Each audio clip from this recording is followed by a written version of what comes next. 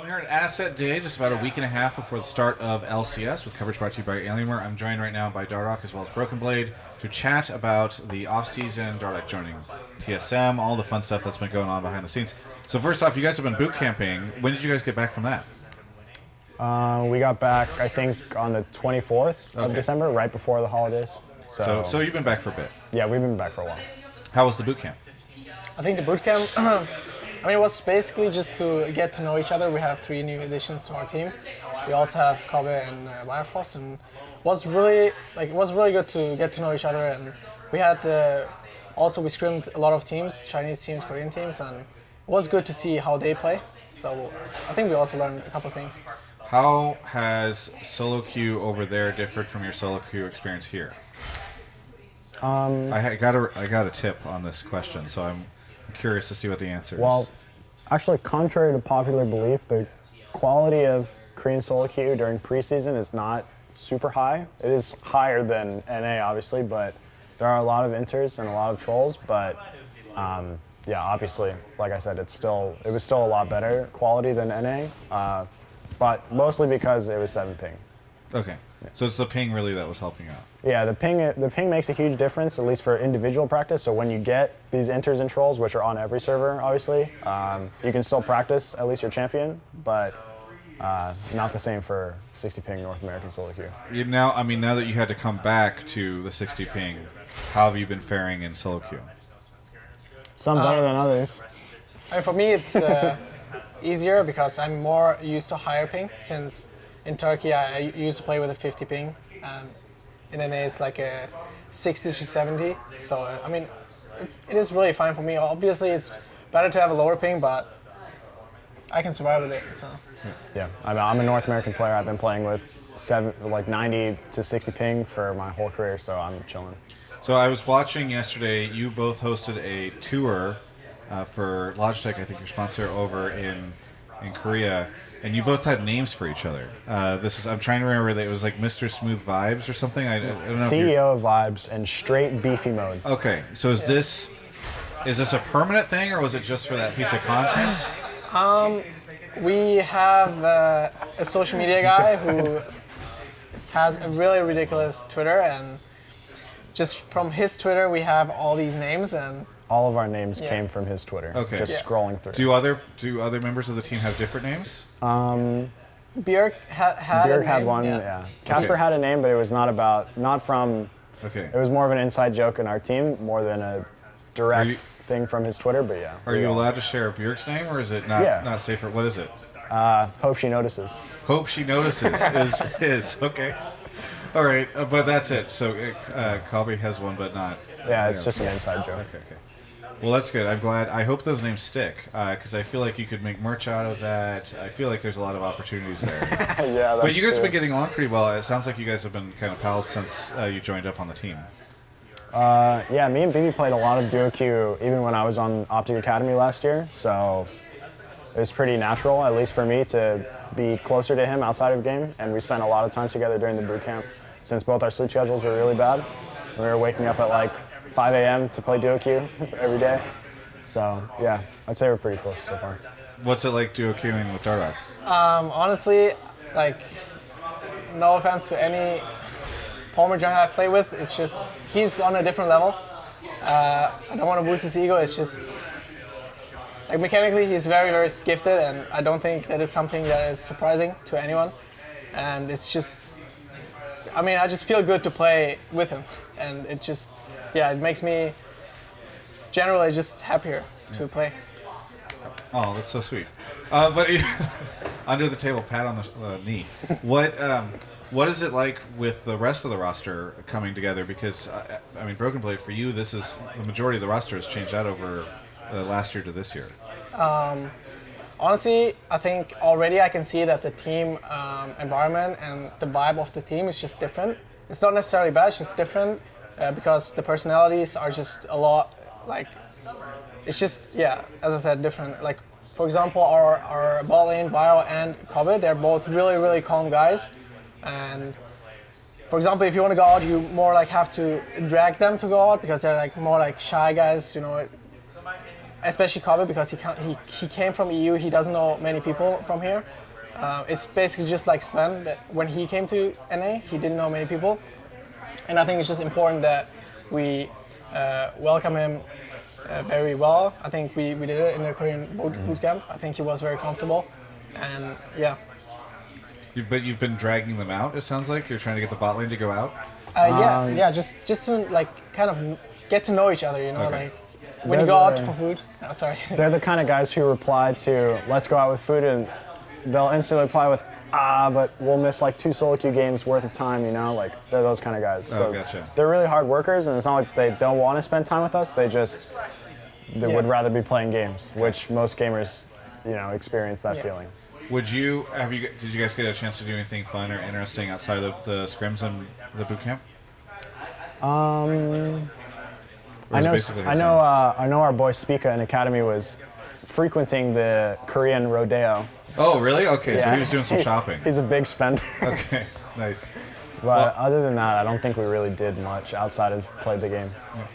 Well, what do you think of all the other teams that are entering the LCS? I shouldn't say entering, because some of the teams feel completely brand new, even though they've been here before, because we've seen so many roster changes. But what are your impressions of the other teams going into the split? I think there have been a lot of changes. I think the top 3-4 teams are going to probably be the same. I think it would be TL, C9, us, and maybe I could see EG up there as well. And the other teams, I think they just need to like surprise with performance. Maybe they are better on a patch, but I think the top 4 teams are on paper pretty clear. Yeah. And for you, Dardoch, coming back to a permanent role in the LCS, what has this experience been like for you? I assume very exciting. At a base level, it's very exciting, obviously, to play with a team play for a team like TSM rather. And honestly, after the boot camp and after our initial practice, I'm really comfortable in the team already, and it feels like a really positive experience so far for me. And I already feel myself growing a lot in the game, especially.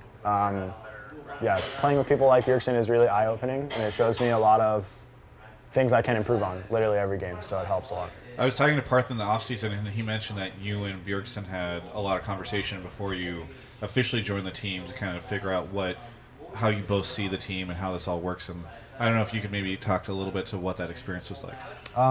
Me and Soren had several conversations before I joined just about what our goals are, what we think the team, or how we think our team should function like, and how we think the game should be played. And we have very similar opinions on how we think the game should be played, and we had pretty much no disagreements on how we think a team should function in terms of on a day-to-day basis, like how much effort is put in and how dedicated you are and stuff like that. So at least from me, when I was finished with those conversations, I knew that TSM was the place I wanted to land at, and I'm glad that it was a mutual feeling. I kind of feel like the community has this perception of TSM junglers as being like the defense against the dark arts position, and Harry Potter. It's just like this rotating, different character frequently. Are you worried at all about that situation, or was that at all in your mind as you joined up with the team? From the outside looking in, I've always thought that the TSM revolving door of jungle was more a point of poor scouting rather than an actual internal problem with the players or the staff on the team. And after joining, obviously, I think that I will not be immediately replaced. It sounds like you're saying like poor scouting. It's like they were not finding the right guy whenever he was here all along. Dardoch. That's it. They weren't scouting you out, maybe. Yeah, I don't think I was the perfect fit for the team in previous years, but I was a much better fit than previous junglers. Like if you were to put me in place of them, I'm sure we would have got better results. But I think this is literally perfect timing in terms of like where I'm at as a player and person right now. I think I'm a very good fit for the team. Yeah, I remember Mark, I think on Hotline League at some point said like Dardoch to TSM just always felt inevitable at some point in time, and I think Parth even mentioned that he'd considered, or there had been conversations in the past about this too. For you, did this feel like a possible eventuality over the years? It's always been in the back of my head for literally ever since I was I was not supposed to join, but I had the option to join TSM after my rookie split on TL, and I said no.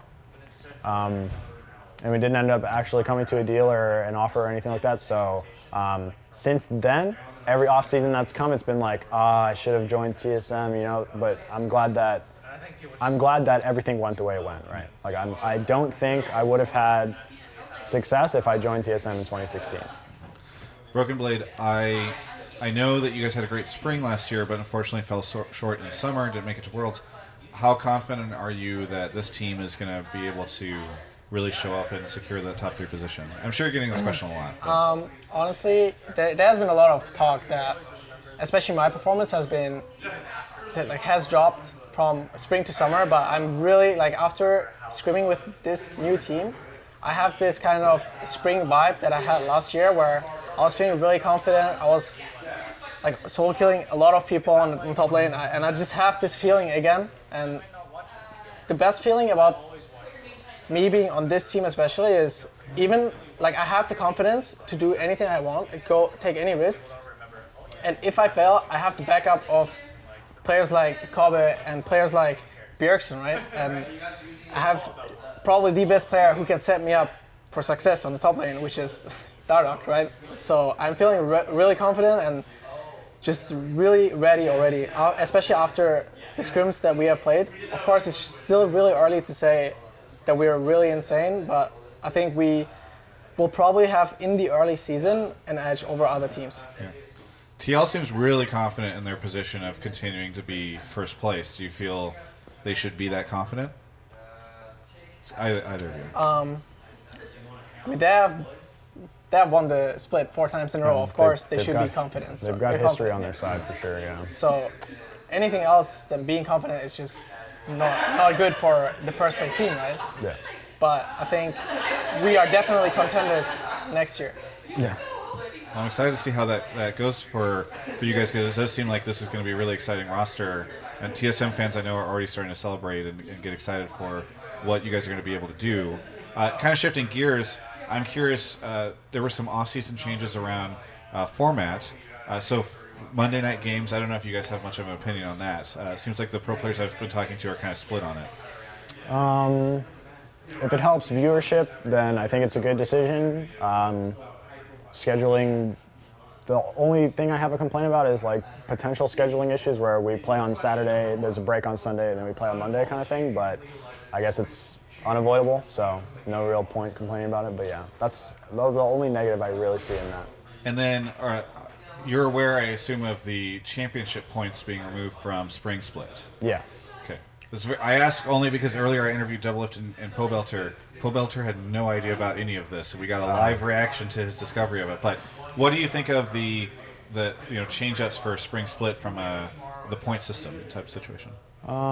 It's interesting for sure, but I'm not sure I agree with it 100% with how they make Spring Split essentially meaningless in terms of getting to Worlds, and then the 8th, 7th place team in summer can somehow make it to Worlds still is a bit random, but I mean, what are we going to do about it? We'd be upset about it, I guess, as an example, if you're not happy with it. But I think one of the reasons I ask is because some people have been saying will the teams try as hard if there's not, if you are a team and you're not sure you can make it to MSI, which is the first place situation, do you try less in spring and try to save your situation for summer, or experiment more? I don't know. Do you feel like this will impact the way teams and players approach Spring Split? It might. I think some teams, especially teams that are more on the bottom side, will take more risks, and I think you'll see if people are struggling in LCS, then I think you'll see more academy players come up and get some time. But other than that, I don't think it changes much. I don't think people will deliberately try less or try to keep fuel in the tank or something in terms of effort level, because I think there's a good enough break in between spring and summer to reset yourself if you are putting 110% in the Spring Split. But I guess we'll just have to see. And then you mentioned, and I've heard this from several pro players, it feels like the top 3 are, TSM, C9, TL. You guys added EG in for the 4th. If a different team was to break into that top 4, do either of you have an idea or a prediction on who that could be? Maybe a dark horse? I have no idea. Maybe Dig or 100 Thieves. Okay. Yeah. Maybe FlyQuest. I think think- all three of those teams are. I would throw EG in that bunch too. That are like kind of need to, like their rosters on paper are okay, but there's a lot of risky elements to their roster. Whereas like TSM, for example, doesn't have any like risk member like in terms of individual play, in my opinion. So I think all of our players are at least proven to be top 3 LCS level majority of the time that they played. So I'd say that, yeah, I'd say 100 Fly or Dignitas, Dark Horse. Yeah. Really good. Is there anything you guys want to say to any of the TSM fans out there? I know we have a lot of camera stuff. This was yours. This is ours? This is ours. Yeah. Okay. You want to start on me? So I've been talking a lot about Dardoch, but I think also my play has improved a lot, especially after failing twice. One time in the spring, one time in summer. I've been really trying, and I think this is the time where it is going to work. And I just hope you guys are going to support us all the way. And no matter how bad it may look in the beginning, it will end well. Yeah, TSM fans, I just thank you for welcoming me and supporting us through our boot camp and early season. I know we haven't been putting much content out in terms of individual streams and stuff like that, so thank you for waiting, and yeah, the TSM Kingdom is back. There we go. Thank you guys so much for the interview. Best of luck going to the next year. For everyone else, you can check out the rest of my coverage of all things esports right here on my YouTube channel. Thanks so much to Alienware for sponsoring that interview just now. Really appreciate them. Movement as well. Alienware's got a bunch of cool stuff. They showed some really cool things over at CES. You can go check out their site and the link below. That actually helps me out a ton whenever you do that. Alienware.com/Travis. And by the way, please subscribe to the channel. We're trying to hit 200K subscribers this year. It's really helpful. 200K in 2020 would be fantastic. And we've got a ton of LCS coverage coming, so that really helps us out. Either way, thank you so much for watching this video, and we'll catch you next time.